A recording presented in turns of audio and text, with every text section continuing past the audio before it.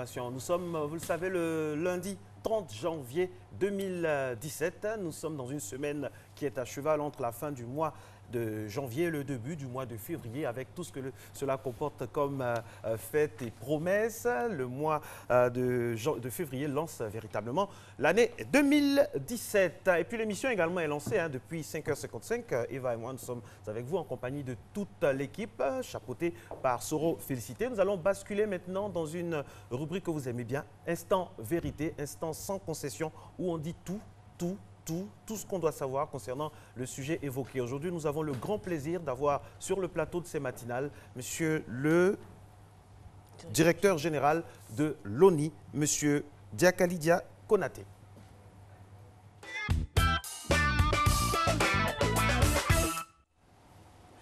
Bonjour à tous et merci de nous rejoindre dans Matin Bonheur, mesdames et messieurs. Si vous venez de nous prendre en marche, vous êtes dans Instant Vérité. Alors, l'état civil, l'identification des personnes en Côte d'Ivoire présente encore de nombreuses insuffisances. Usurpation d'identité, déclarations multiples, identités multiples. Alors le gouvernement ivoirien, pour remédier à ces fléaux, a pensé tout simplement à la mise en place du registre national des personnes physiques. Un vaste programme d'identification intégré dans le PND, le Plan national de développement 2016-2020. Alors, le registre national des personnes physiques. Qu'est-ce que c'est? Ses implications, ses perspectives, ça nous intéresse et ce matin, nous en parlons avec M. Diakalidia Konaté. Bonjour, monsieur. Madame. Merci d'être avec nous sur ce plateau pour répondre à quelques-unes de nos interrogations relatives au sujet du RNPP. Je précise que vous êtes le directeur général de l'ONI, de l'Office national d'identification.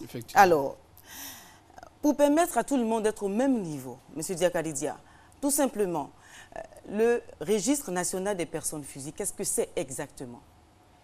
Merci beaucoup, Zani. Le registre national des personnes physiques, c'est un système d'information qui regorge à son sein des informations sur des personnes. Il les mémorise et il permet de les communiquer à d'autres personnes, à d'autres services de l'État. C'est un système qui contient l'ensemble des informations sur l'identité des personnes. Le registre contient également des données biométriques, c'est-à-dire des empreintes de quelques parties du corps humain. Ça peut être les yeux, l'iris, ça peut être les doigts, ça peut être l'ADN, ça peut être le sang. Donc ces informations-là sont contenues et ces informations sont utilisées au fil de l'eau. Et le registre a la particularité de contenir des informations sur la vie des individus, c'est-à-dire sa naissance, son mariage, son décès et beaucoup d'autres choses relatives à sa vie. Est-ce que ce registre existe en Côte d'Ivoire? Et si oui, quelles sont les bases légales qui le régissent? Ce registre n'existe pas encore en Côte d'Ivoire. C'est pourquoi le gouvernement, dans le programme national de développement, a insisté sur la mise en place de cet outil innovant qui permettra vraiment une très bonne administration de nos politiques, une gouvernance administrative et même sécuritaire, parce que c'est d'actualité. Et comment va se faire la mise en place de ce registre-là au plan national, puisque vous avez déjà des difficultés pour collecter les événements d'état civil, les naissances, les décès dans les régions un peu plus reculées en Côte d'Ivoire. Comment ça va se faire concrètement sur le terrain? Alors, comme je vous ai dit tout à l'heure, l'état civil est la base, mais il y a également l'identité des personnes. L'Office national d'identification a dans sa base de données nationale près de 8 millions de personnes, dont nous avons les informations alphanumériques et également les informations biométriques. Mais en plus de cela, nous voulons vérifier l'authenticité des informations sur ces personnes et d'autres personnes vivant sur le territoire. Donc l'Office national d'identification va étendre ses équipes dans l'ensemble des centres d'état civil sur l'ensemble du territoire national à l'effet de verser les données des registres d'état civil physique dans une base de données, c'est-à-dire un processus de saisie et de numérisation. En fait, le problème que je pose, il est tout simple. Déjà, vous avez une base de données des informations d'état civil. Tiens.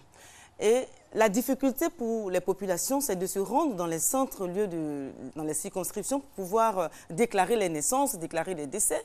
Alors, déjà, vous avez des difficultés pour enregistrer des informations qui doivent être enregistrées normalement.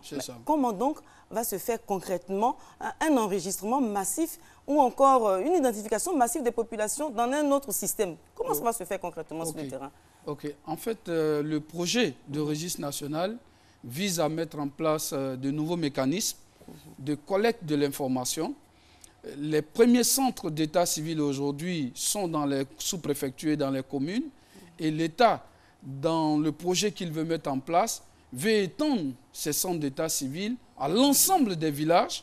La Côte d'Ivoire a plus de 8500 villages et étendre également le centre de collecte d'informations à l'ensemble des structures sanitaires, depuis les structures sanitaires de la base jusqu'au sommet. Alors, donc, en faisant cela, il y a un maillage complet, total, et une proximité très prononcée des populations. Donc, quelle est la particularité de ce registre-là? Ce registre-là va enregistrer au fil de l'eau l'ensemble des informations sur les personnes et leur donner un numéro d'identification qui sera sécurisé par la biométrie de ces personnes. Bien, à l'instant, dans votre explication, vous avez dit que ce registre sera fiable, il sera sûr. Alors, comment vous savez déjà que ce registre sera fiable puisqu'il n'est pas encore mis en place? Non, le registre il sera fiable parce que la donnée d'état civil qui sera collectée, nous allons organiser une vaste campagne pour ceux qui ont déjà des actes d'état civil. Nous allons organiser une vaste campagne de sensibilisation à l'enrôlement de ces personnes. Lorsque ces personnes viendront, leurs données sont déjà dans la base. On vérifiera que c'est vraiment M. Konaté. Il est né à tel endroit, il est né à telle date. À partir de ce moment, on prendra sa biométrie pour graver dans le marbre l'information sur l'état civil. À partir de ce moment-là, la biométrie sécurisant l'information qui est là, vous n'aurez qu'une seule identité et cette identité va générer un numéro national d'identification. Alors, si je vous suis bien, ça dit que ce registre va nous permettre d'avoir un système informatisé. Bien entendu. Donc, autrement dit, c'est un autre système qu'on va mettre en place ou c'est un système complémentaire à celui qui existe déjà à la collecte des informations d'état civil que vous faites, enfin, qui a lieu sur le terrain? Bon, actuellement, il faut reconnaître que moins de 5% du système d'état civil ivoirien informatisé. Il y a des efforts au niveau des communes, de quelques sous-préfectures, mais le projet du gouvernement vise à informatiser l'ensemble du système d'état civil, à reverser toutes les données d'état civil dans une base de données. À telle enseigne que si vous, je prends un exemple sur les cas de mariage qui arrivent, vous êtes à Korogo, vous faites un mariage, alors que vous êtes né à Divo, l'officier d'état civil de Divo doit en principe inscrire la mention de votre mariage dans votre registre.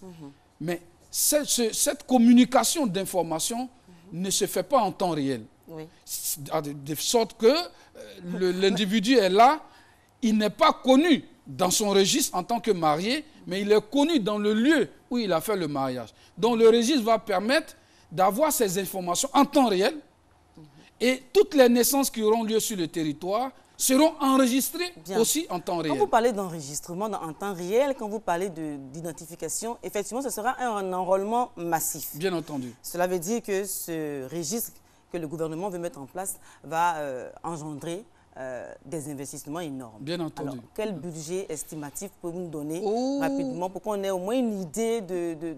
Nous sommes dans la phase du budget prévisionnel. Le budget prévisionnel tourne autour de 183 milliards de francs CFA, y compris les infrastructures informatiques, les infrastructures physiques, que la mise en place et le déploiement des équipes sur le terrain, sur l'ensemble du territoire national, et également, je vais préciser, dans tous les consulats ivoiriens à l'étranger. 183 milliards de francs CFA. Oui. Pensez-vous que l'État ivoirien, avec l'état actuel de la situation des choses, a les moyens pour pouvoir faire face aux implications financières de ce projet? Alors, je pense que l'État a les moyens, c'est parce qu'il est inscrit dans le programme national de développement. L'État a lancé une campagne auprès des bailleurs de fonds. Lui-même s'est engagé à travers le programme d'investissement public à participer à la mise en place de ce projet. Si donc l'État a les moyens, est-ce que c'est la priorité en ce moment? Avec la jeunesse qui cherche du travail, c'est vrai que l'État a fait beaucoup dans le domaine de l'emploi des jeunes, mais il reste encore beaucoup à faire. Des femmes qui exercent encore dans le secteur informel, il y a tellement de priorités. Est-ce que c'est nécessaire actuellement d'investir 183 milliards, ça encore c'est un chiffre estimatif, 183 milliards dans un vaste programme qui va peut-être encore générer encore des frais aux populations. Mais donc, comment? Vous savez, le registre est un outil de planification du développement, est un outil de rationalisation de la gestion des ressources de l'État. Est-ce qu'on ne peut pas différer en fait, la mise en place de ce projet? On ne peut pas différer. Vous ne pouvez pas avoir une plaie sur le pied et pouvoir courir. Vous ne pouvez pas. Mais donc, pourquoi ne pas utiliser... La Côte d'Ivoire dépense beaucoup plus d'argent à payer des fonctionnaires fictifs. Il en existe. Il y a des personnes qui sont décédées, qui sont encore dans les registres. Mais je crois qu'il y a déjà eu une purge à ce niveau-là. Non, pas du tout, pas du tout. Ah bon? La seule purge qui a eu lieu, c'est cette année, à l'occasion de la révision de la liste électorale. Lorsque on a fait la révision de la liste électorale, l'État a déployé de gros moyens pour que nous envoyions des agents dans l'ensemble des villages de Côte d'Ivoire pour aller collecter les informations sur les décès. Mais là, c'est un exercice difficile, fastidieux, qui engendre beaucoup plus de dépenses. Alors si l'État met en place cet outil-là nous permettra de gagner en énergie, de gagner en ressources humaines, de mutualiser l'ensemble des efforts de l'État. Bien. Un autre point très lié à ce que vous venez de dire, pourquoi ne pas utiliser les données recueillies dans le dernier recensement général de la population et ensuite les confronter avec les données existantes de l'état civil actuel? Et puis ensuite amoindrir un peu les coûts. Non, ce n'est pas possible. C'est pas possible. Ce que je vous dis ici, c'est que l'état civil est la base de l'identité. On a déjà fait un recensement de la population. Oui, mais l'état civil, c'est la source de l'identité des personnes. Il faut faire un diagnostic de cet état civil. C'est ce que nous avons commencé avec le programme africain d'amélioration des systèmes d'enregistrement. Il faut faire le diagnostic de l'état civil, rassembler l'ensemble des informations des données d'état civil, en éliminer les doublons, parce qu'il y en existe, en éliminer toutes les difficultés qui sont dans cette base de données. Et à partir de ce moment-là, nous allons appeler l'ensemble de la population à venir authentifier la donnée qui a été recueillie dans les registres d'état civil. À partir de ce moment, nous aurons la réalité de l'identité des personnes, nous aurons la véracité de l'identité des personnes. À partir de ce moment, nous allons rentrer dans les standards internationaux de l'identité légale. D'accord, mais pour une identité légale, c'est une seule identité. Est-ce qu'on a besoin pour ça de faire un enregistrement massif des populations alors qu'il y a eu déjà un recensement des populations? C'est en 2014-2015. Non, le recensement-là. On peut les confronter, on peut confronter les données de ce recensement-là avec celles de l'état civil existant. Le recensement de 2015 n'est pas un recensement sur l'identité des personnes. Le recensement de 2015, le recensement général de l'habitat de la population, on vient pour faire la comptabilité des personnes dans leur aire géographique. Alors que l'état civil va vers les individus, prend les informations sur les individus et en assure le suivi.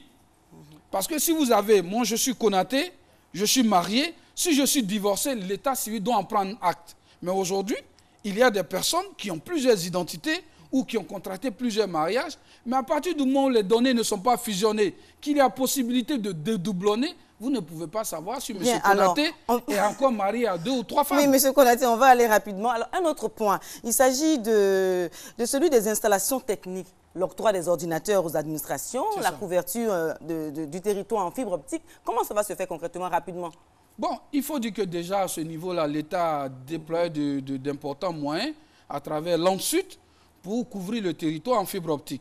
Donc il appartient au projet de registre national de la population de s'interconnecter en donnant des équipements informatiques à l'ensemble des structures qui sont indiquées, qui seront les points de collecte communautaires et les points de collecte médicaux, et l'ensemble des centres d'état civil de Côte d'Ivoire et l'ensemble des consulats qui sont des centres d'état civil à l'étranger, où les Ivoiriens pourront se faire enregistrer. Alors ce que j'ai manqué de vous dire, c'est que ce registre national ne comporte pas seulement que des nationaux. Il comporte des non-nationaux. Il comporte les nationaux nés en Côte d'Ivoire et les nationaux nés à l'étranger. Et il comporte les étrangers vivant sur le territoire ou de passage. C'est-à-dire, si vous rentrez pour la première fois en Côte d'Ivoire, nous vous donnons un numéro de telle sorte que lorsque vous rentrez encore une deuxième fois en Côte d'Ivoire, vous n'aurez plus de procédures administratives à faire. Donc un vaste système informatisé Voilà. qui permettra à l'administration ivoirienne de pouvoir ficher tout le monde. Bien entendu, Voilà. de mettre de l'ordre dans les fichiers de la fonction publique, de la solde, du permis, du passeport et bien d'autres bases qui existent aujourd'hui. Bien, c'est vrai que Donc vous êtes c'est encore- une unification de la Ok, base vous de êtes données encore à la sur les phase, personnes. et la phase pilote qui est déjà en cours ou bien n'a pas encore été lancée? Bien entendu, nous avons lancé le projet, le gouvernement a lancé le projet. Nous sommes à la phase de diagnostic du système d'état civil. Vous savez que notre système d'état civil comporte beaucoup de fraudes, donc il faut nettoyer un peu. Vous l'admettez? Non. C'est vous qui êtes le directeur général de l'Office national nous de le reconnaissons Côte parce que d'Ivoire, la hein. crise est passée par là. La crise est Mais passée la par crise, là. depuis c'est fini la crise. Non, mais la crise est passée. La Côte d'Ivoire n'est plus un pays en crise. Non, la Côte d'Ivoire n'est plus en crise, mais les registres qui ont traversé la crise sont encore là. Bien, Les ok. registres sont encore là. Merci. Les registres ont été manipulés, ont été tripatouillés. Donc, On il espère faut bien. mettre de l'ordre et c'est de la responsabilité de l'État que Oui. de donner une identité légale à chaque individu. En d'autres circonstances, M. Konaté Diakalede, on aura l'occasion de parler amplement de cette situation que vous venez d'évoquer. Merci. Donc, la phase pilote a déjà démarré, n'est-ce pas? Vous avez Oui, lancé nous un sommes déjà projet engagés en- le diagnostic de l'état civil. Et les régions, quelles sont les régions, rapidement, les régions qui sont concernées par cette phase Bon, lorsque pilote? nous allons engager, nous allons finir le diagnostic de l'état civil et élaborer la stratégie, nous allons nous attaquer à la région du Boclé, de la Nawa et de San Pedro, qui en Côte d'Ivoire constituent les zones où nous avons le plus faible taux d'enregistrement des faits d'état civil. D'accord. Nous allons nous attaquer à cette zone-là, diagnostiquer les problèmes. Lorsque nous allons aplanir les problèmes au niveau de ces zones, nous allons aller à l'échelle nationale. Bien, ok. Merci, M. Konaté Diakalidia. Merci, Gabriel. Merci d'être venu sur ce plateau Merci pour répondre beaucoup. à quelques-unes de nos interrogations relatives au registre national des personnes physiques. En tout cas, un référentiel qui sera tant pour utiliser par l'administration publique et que par le secteur privé. Voilà, mesdames et messieurs, c'est la fin de Instant Vérité, mais pas de Matin Bonheur. Restez avec nous sur RTI 1.